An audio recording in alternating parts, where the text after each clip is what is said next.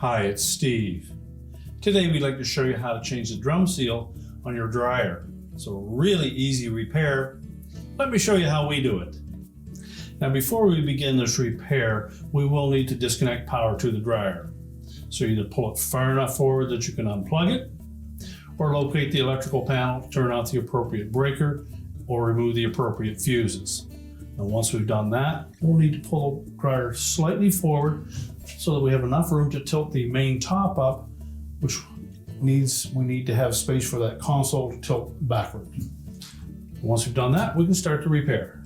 Now, as you mentioned, our next step will be to lift up that main top. To do so, we're going to need a thin blade putty knife. And we'll go into this gap between the front panel and the main top. And about 5 inches in from either side, you're going to find a spring clip. We'll need to depress that and then lift up on the top. Some models may use a metal spring clip. Others use a plastic style. So once you release one, just keep a little pressure upwards on that top. Release the second one, and then we can tilt that top completely up.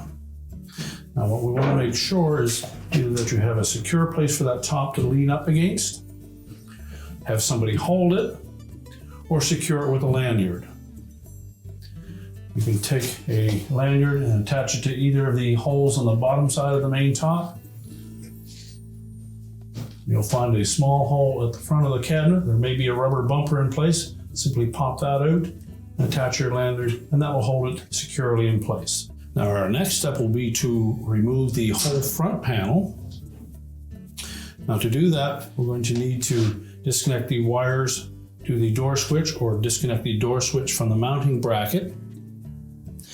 And the front panel is secured to the cabinet with 2 screws, one on either side. And from the back side, these are typically a 1/4 inch hex head screw.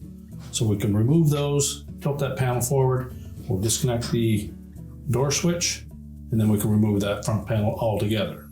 So we'll just go ahead and remove these 2 screws.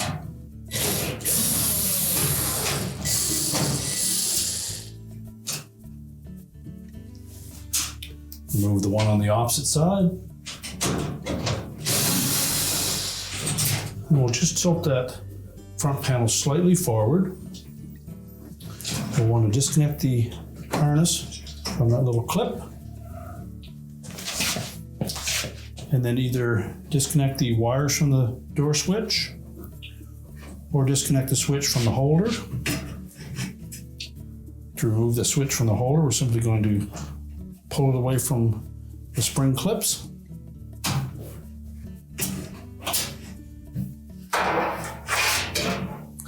And then just tuck that out of the way. We can then tilt that front panel forward and then lift it off the 2 hooks that are attached to the base frame. And now we'll just set that aside. Now with the front panel off, if you're just replacing that front felt, we simply need to lay that on a suitable work surface, remove the old one, and then we can install a new one. We'll show you how to replace the one at the rear. That involves removing the drum and the belt from the dryer to give us better access. Now to remove the drum from this dryer, we first of all need to release the tension on the belt. To do that, we're going to pull the idler pulley towards the outside of the cabinet. So we'll release the tension on it, then we'll slide the belt off the idler pulley on the motor. We can lift the drum and the belt completely out of the dryer. So we're going to reach in on the right-hand side. You'll feel the idler pulley with the belt that comes down on the inside edge of it, rolls around underneath the idler, around the motor pulley, and back out around the drum. So pull it to the right. If need be, reach it through the middle. Slide that belt away from the motor pulley. And once we have that free, we'll use that to lift the drum off of the rear drum rollers and pull it out through the front. I have to lift up on the back of that drum to remove it from the drum rollers.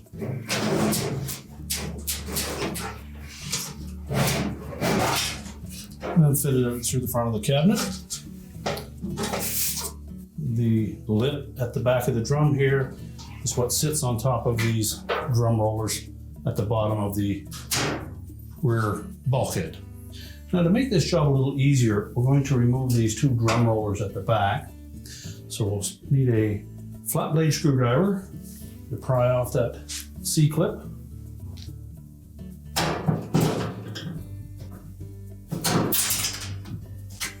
We'll just set those aside. There's also a washer underneath that clip. Make sure we don't lose that. Do the same for the opposite side.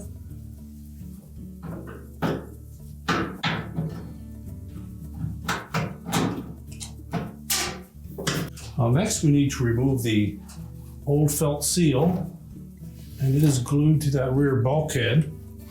So we're simply going to peel that off with the help of a flat blade or a putty knife, just to break that glue bond, and then we'll remove it completely. We'll clean up the excess adhesive and be ready to put the new one on. Now, what we want to try not to do is to damage the finish on that rear bulkhead.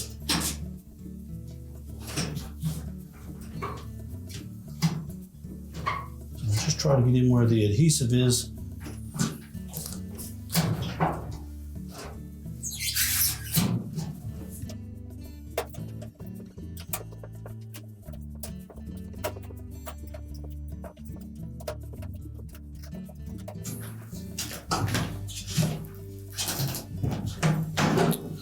Now, once you've got that started, we're just going to work our way all the way around the bulkhead and separate it from the original adhesive.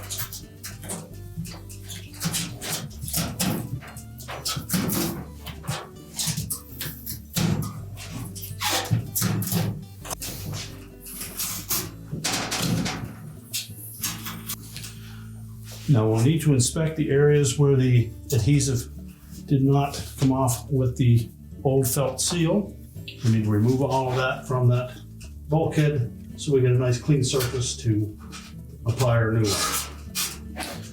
Now that we have the old felt seal removed and we've removed the bulk of the adhesive that was adhered to that rear bulkhead, make sure it's clean and dry. If you've used a solvent to remove that remaining adhesive, make sure that you get that nice and clean and dry before you attempt to install the new felt seal.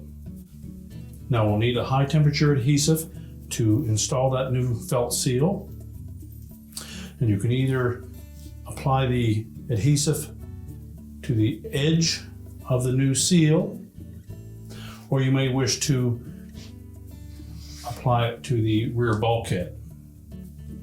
Now at the bottom of the bulkhead, it will be nearly impossible to apply that adhesive there, so you'll need to, at that point, apply it to actually just the felt seal.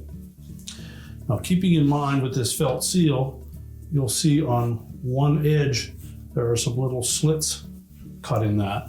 That will be the edge that gets folded back away from the bulkhead. So the opposite edge is where the adhesive is going to go. You'll note that there's a seam at one spot on that felt seal, and there's really no front or back per se, although typically you'll find a couple of marks on one face of that, and we tend to put that towards the back. So we'll go ahead and apply some adhesive to our bulkhead and then begin to attach that felt seal.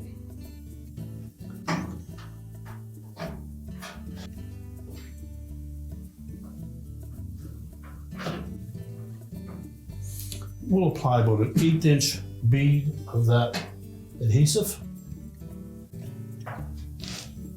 Make sure we position our seal appropriately. So when we lay that on there, we're actually going to have the finished face of that felt seal laying onto the adhesive.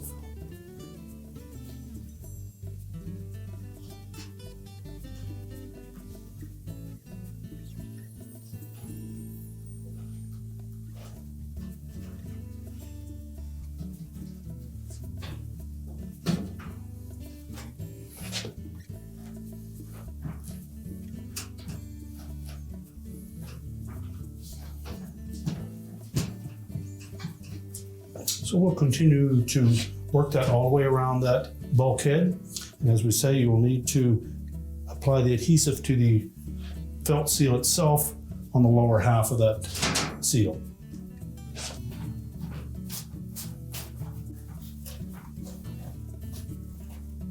Now while that's drying, we can also reinstall our drum rollers.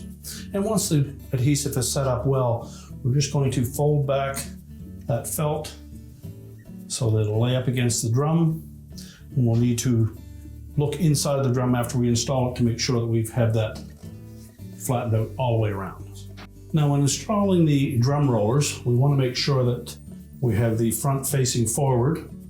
You'll note that the rear of the drum roller has a protruding hub on it and the front of it is flat, and typically they will be marked with a front indication on them anyways. Inspect the shaft, make sure there's no damage or corrosion, and you may wish to add a couple of drops of machine oil. Make sure they turn freely. We'll next install the thin metal washer. Make sure it doesn't set down in the groove where the E-ring will fit. We'll then take that E-ring, line that up with the groove on the front of that shaft, and then with the aid of a pair of slip joint pliers, and just snap those in place. Do the same for the opposite side.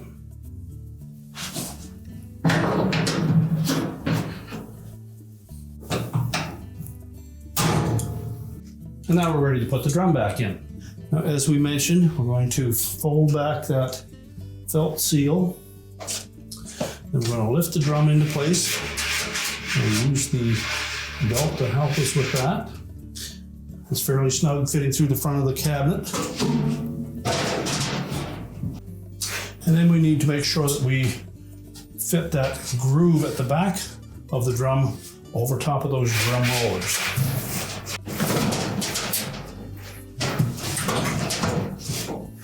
Again, we'll try to make sure that we keep that felt on the outside of the drum. Then we'll need to reach inside and ensure that we get that lip sitting on top of those drum rollers. So I want to make sure that we tuck that in behind those two drum rollers. And then we need to feed that lip in over top of the drum roller as well.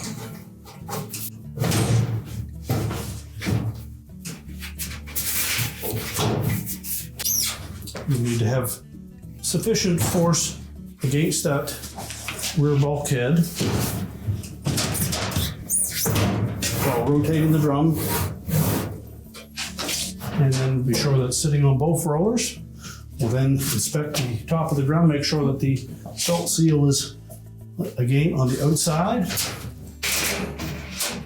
And now we're ready to reinstall the belt around the motor pulley and the idler pulley. So first we want to make sure that the belt is free moving around that drum. And we're going to line it up with the existing marks on the exterior of that drum so we have it roughly in position.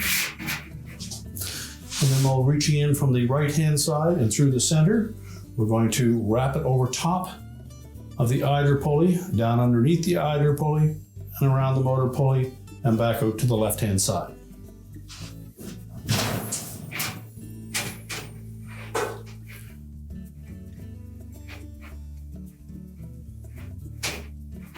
Now we have the groove side of the belt against the drum, the flat side of the belt against the idler pulley, and the groove side against the motor pulley. So roll it over top of the idler pulley, loop it underneath. While holding a little bit of tension on it, we're then going to push that idler pulley over to the right hand side.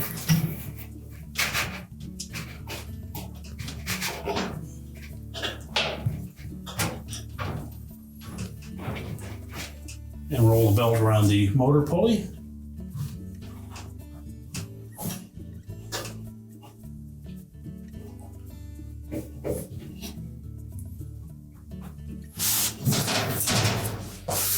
Now, if you have everything in place, we should be able to rotate that drum and we'll see the blower will turn. And just give that a couple of rotations.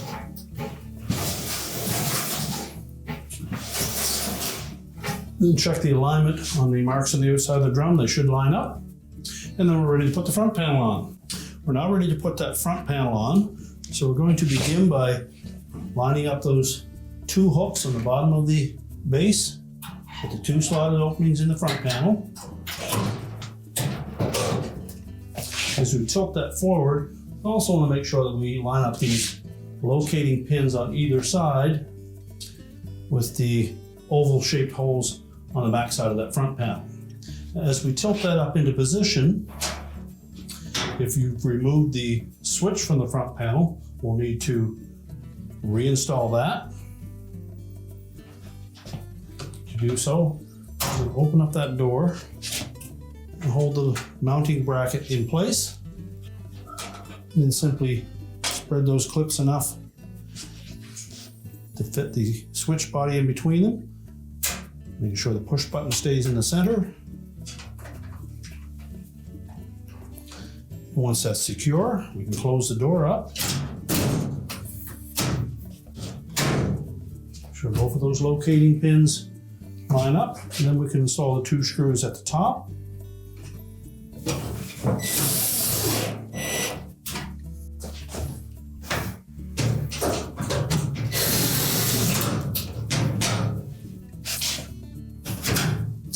And be sure to reattach the harness to that clip.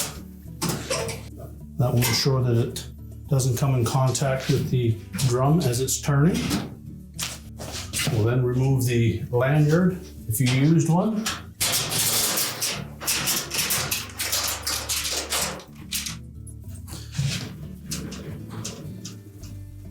And lower the main top down.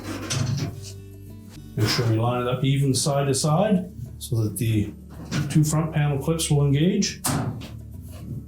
Just press down on it until they're locked in place, and then we're ready to push the dryer back into position. We're now ready to push the dryer back into place, reconnect the vent if you've disconnected it, reconnect the power, and your repair is complete.